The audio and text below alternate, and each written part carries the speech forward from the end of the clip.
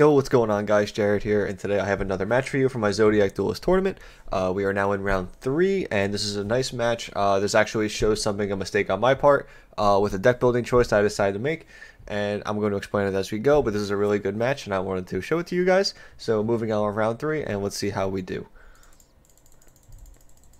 So going with the rock, paper, scissors, we actually do win the rock, paper, scissors and be able to go first. Our opening hand was actually pretty good. We have 2 emergence, Lancia, Vessel, and Ecclesia. This is actually a pretty good hand. I feel like I could have probably played this better, but you get to see right in the beginning where I make a mistake, and the mistake is actually in my deck building choice. I also could have went emergence for Long Young, and then Long Young first to be able to play around certain cards, so that I could play through what's it called? Something like Ghost Ogre, for instance. But in this scenario specifically, if you have Ghost Ogre on a Moye and you have Vessel in hand, you actually could play the Water Tenyi to be able to search it and then special summon it and still be able to go into Chi-Chao, just like it would be for Moye, so you can still be able to search your Long Young and stuff to keep comboing. But like I said, I could have played around the Ghost Ogre if I did the emergence first for the Long Young, and then Ecclesias for the what's it called, for the Moye, and done it after. But that was just my mistake. This is still before I did a lot of testing. I used this tournament for testing for the YCS, so it's very nice to get these extra games in so I could realize my mistakes. And looking back on it now, it's really funny now that I'm recording this. So yeah, we go Ashuna with the Vessel, and then we discarded off Long Young so that we can just go into a Baron the 4 still. So we can end on it. Again, if this was me currently, I wouldn't be ending on Baron the 4. I would be ending on Sinister Sovereign in this situation, because we're not trying to push for anything else. I like using Baron to push through my other combos. As an actual interruption, I would much rather have Sinister Sovereign in the current meta. And for this Zodiac Duelist meta, it's actually really important just because of how many more interrupts it actually gives you. And then we get the 1/1 to burn. Use the Ashuna, and this is a token that we can't really use because, again, we don't play the Water Tenyi. This is one of the situations where it would come up and it would be really helpful.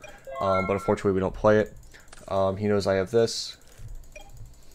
So right off the rip, we do use Artifact Lancia. This prevents any pot cards, or any Brave Engine cards. This is really good, very helpful. So yeah, he goes Cursed Outland.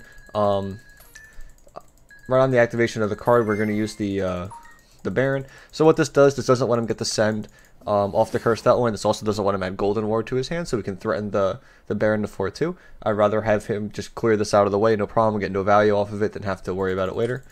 And then he just goes for the full Cyber's combo with Cyber's Gadget. This is actually the first time I've seen something like this. But obviously now I know about it, but back then, this is maybe a week or 2 ago, I had no idea this was even a combo, and I thought this was super cool.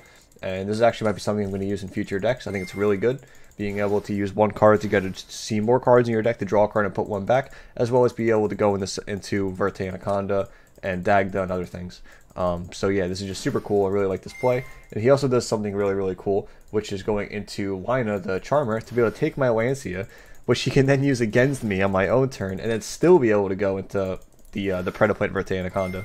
So now he still ends on DPE, and I get Lancia'd by my own Lancia for the follow-up turn, which is really unfortunate because, as you know, this is a Tenyi deck, and we're going to need to banish things for next turn, whether it be for something like Taiye or all the Tenyis. So yeah, this really sucks. We're in a really bad position. And then he clears my entire board using DPE and the Verte, be able to hit me directly for 17. So yeah, definitely a bad spot. +2 back row. So now we know we're against the Elwitch Cyber Destiny Hero deck. So yeah, it's just crazy sometimes how boards can be made, or this is to show that you really need to play through hand traps in all scenarios. Like in that hand, I could have played through probably 2 hand traps if I played it properly. Which is unfortunate that I wasn't that familiar with this deck. This wasn't even that long ago. But now that I'm used to it, it's so funny looking back and watching this.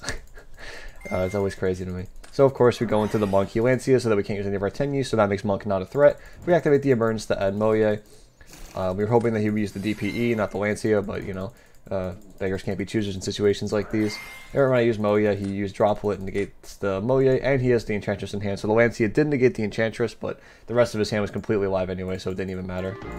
So we just conceded that game, just because we couldn't really do anything at that point. Now moving on to game 2. Again, we choose to go first. Our hand is pretty good. So now I know what I would do with this hand back then.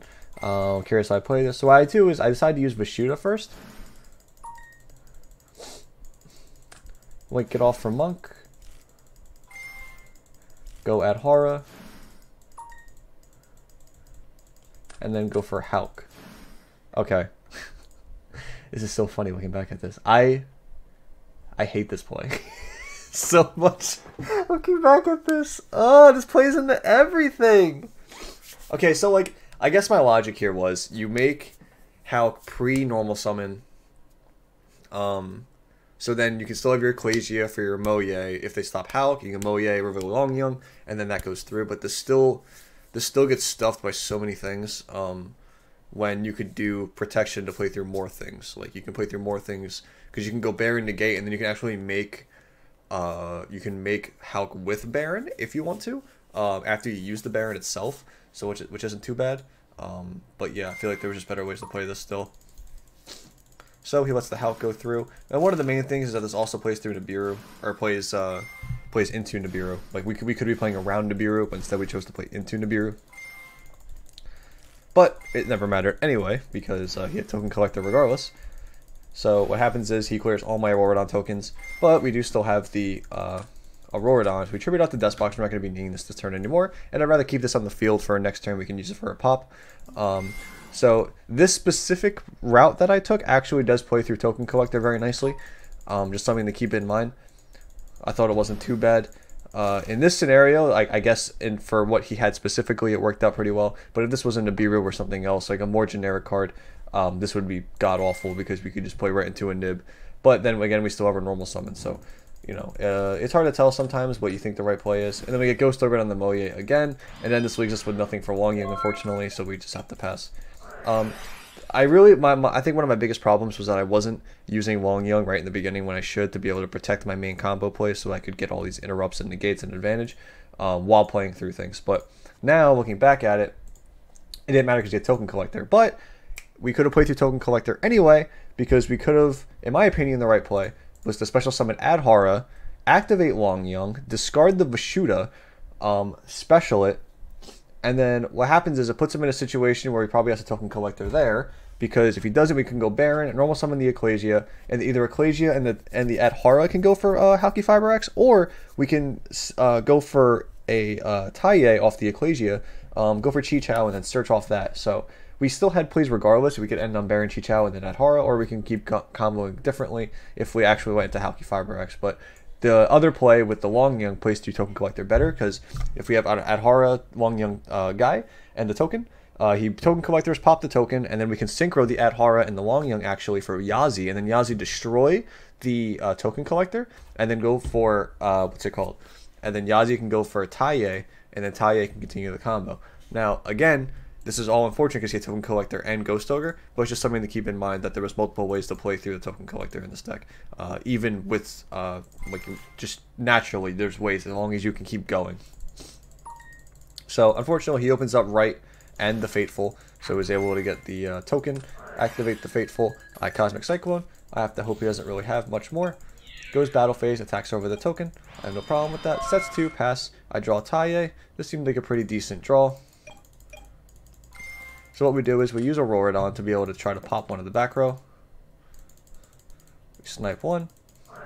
He goes Hakero and Scarlet, which really sucks because this puts his Elwitch engine completely online. So we use Taiye. Taiye effect, banish the Moye, special summon token. And then immediately he uses Token Collector again. This card, the problem is past turn 1, if you don't break this turn 1, the fact that it's keep reoccurring to stop you from coming back is its biggest problem.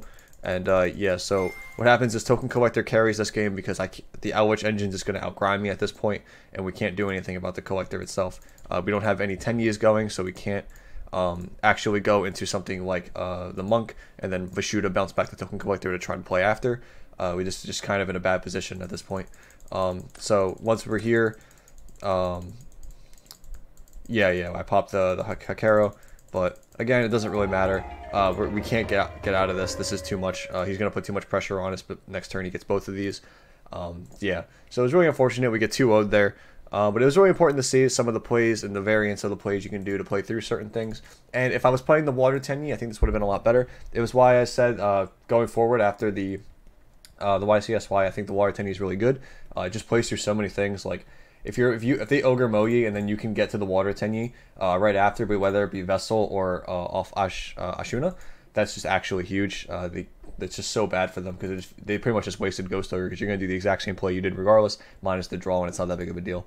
So yeah, I hope you guys enjoyed this match. I hope you learned something, and I'm gonna have the next round up soon. I've was very busy with the YCS, so now that I'm done with that, I can go back to doing my normal videos, and I want to do some other videos too because right now Yu-Gi-Oh is I guess kind of stale because there's not really events coming up. We're not really playing for anything, so it's kind of unfortunate, but I'm going to keep testing, keep trying things, and if there's any decks you want me to try, feel free to leave them in the comments below if you made it this far in the video. I'd really appreciate it if you subscribe, and it would motivate me to keep making videos like these. So yeah, I'll see you guys in the next video. Thanks for watching. Bye.